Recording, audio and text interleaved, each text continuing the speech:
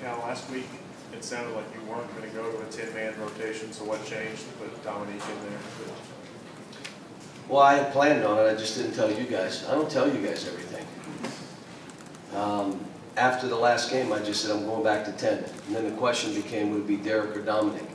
Dominic had played better in practice and deserved the opportunity, and he did well today. I mean, he belonged in the game. His energy was great. He drives over the middle, missed a couple jumpers, but he's shooting the ball well in practice. He just hadn't been in the games enough.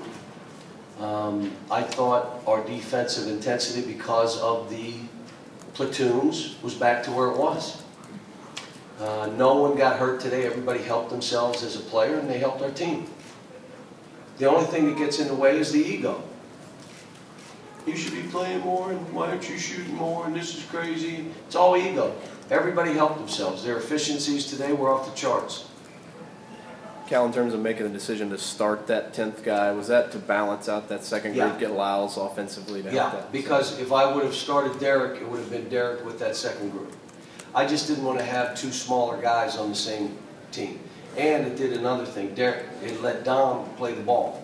So you always have pressure on the point guard, Dominic or Tyler. I don't know if I'll do it next game. I may not. Todd, I was just going to ask you that about Dom's defense on Schamberger, how important that was, setting a tone early.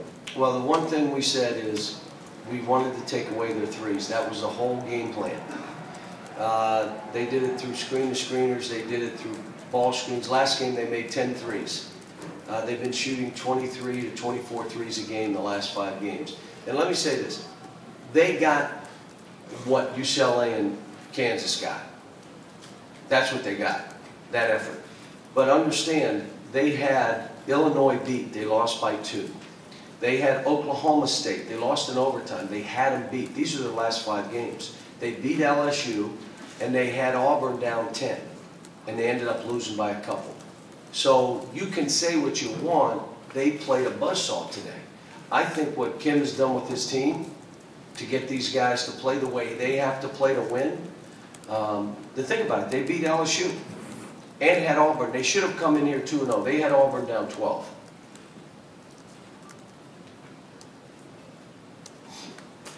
John, what about that effort and the buzzsaw? Was there oratory on your part to produce that, or was it a pride thing among the guys? Well, what I said before the game is if they give a great effort, I'm going to give them off tomorrow. It's kind of like what we did for Christmas. You're going to have 3-4 days off. And they went nuts. So I said, we're going to have no. I took that back, and I said, we are practicing tomorrow. But I did say that prior to the game. John, Carl had a double-double, but it didn't seem like you were totally thrilled the whole game with him. Could you talk about his play a little bit? Well, what he did, I thought he fought like crazy, and I thought it was the best game he's played in weeks. Best game he's played in weeks. And the reason is he sustained effort. Now, he still broke down, and I let him know every time he did. And his breakdowns were standing straight up and down, not being in a stance, not being alert to move, getting caught in a mud wrestling match with the big because you won't bend your legs, and then the ball comes to you, and you can't even rebound it because you're in a mud wrestle. It hits you. You can't get it. Things like that I've gotten on him about, but he's getting better. He's a great kid. I took him out.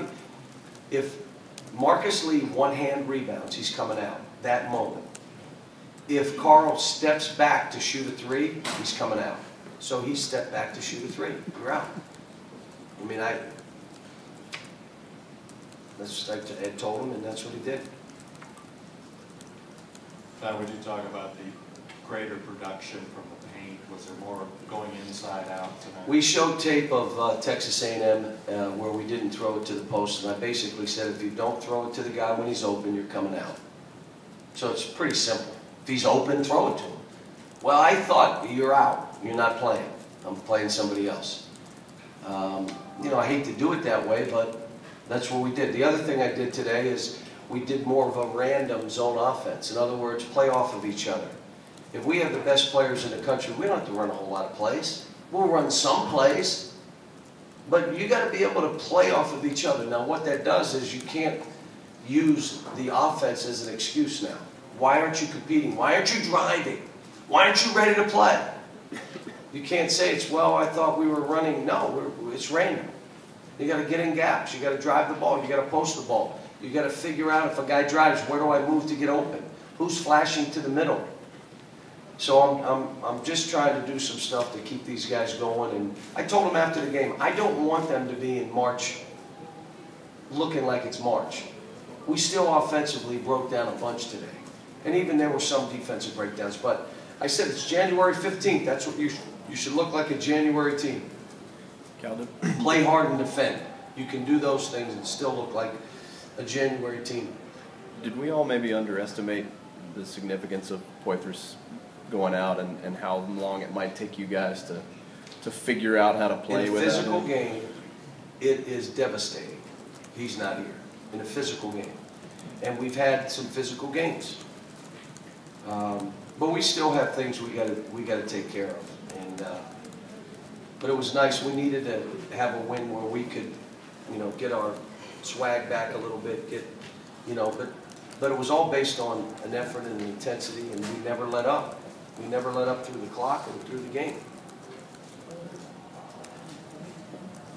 John, can you talk a little bit about Willie's playing? Is that more, when you look at that line, what you want? Willie was really, really good today, and I will tell you that I still think offensively he can do more. He needs to have a wider base. He needs to create contact instead of try to move from contact.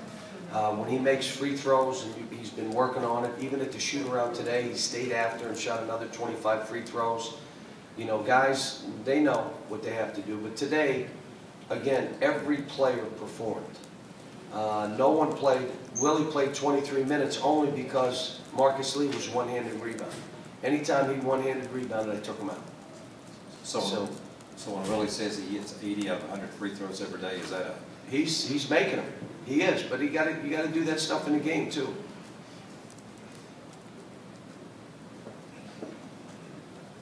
Did you like the shots that Aaron was taking tonight after his 2 of 13 performance from 3 the other night? He was 4 for 20. 4 for 20. 2 for 13 doesn't sound good. 4 for 20 sounds worse.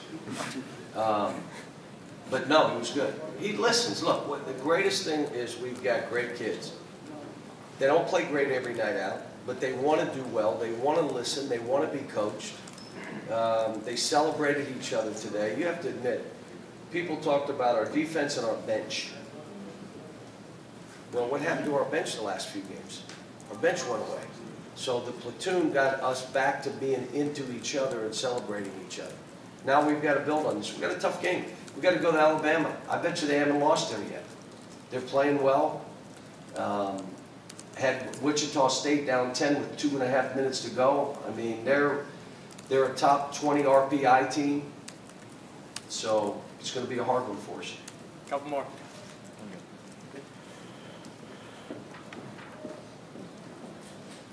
You said you felt like you guys got your swag back tonight. Is that something that you did in practice before the game tonight, or is that something that you just saw in this game?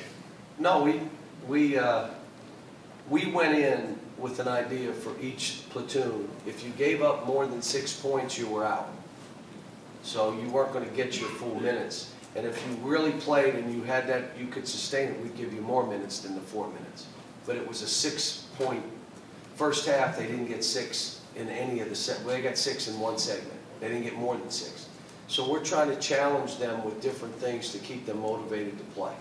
And it's really play defense. That's what we're a defensive team. That's what we are. Last question. What was the key to slowing down Jonathan Williams, and how important was it to do that? Well, he is really, he's gotten so much better. Today, the length bothered him. And we just made him get to his right hand. We were trying really hard not to let him get to that left hand. And I think the length of our team, you think, oh, well, we're all right. And then you get out there, and the guards are 6'6" and 6'7", and Trey Lyles is 6'10", and 2 7-footers, and we're long.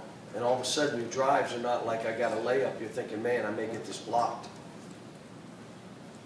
Thanks.